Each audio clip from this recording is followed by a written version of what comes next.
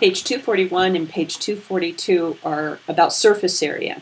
So literally you take a box and all the area, sides, bottom, everything, that's surface area. And in a prism or a box, there are 6 sides to surface area. So that's what we're going to represent here.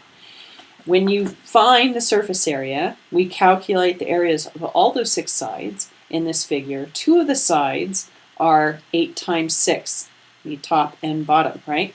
2 more of the sides are 8 times 4, which would give you its 2 sides. And then the remaining 2 are 6 times 4 and the 2 end pieces.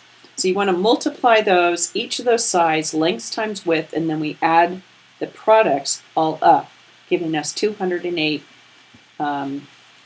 centimeters squared for all of this, as you can walk through this example. Now on the next page, we're going to go ahead and list all 6 sides, all 6 lengths times width, adding them up to give us the whole surface area of the rectangle. Go ahead and finish that.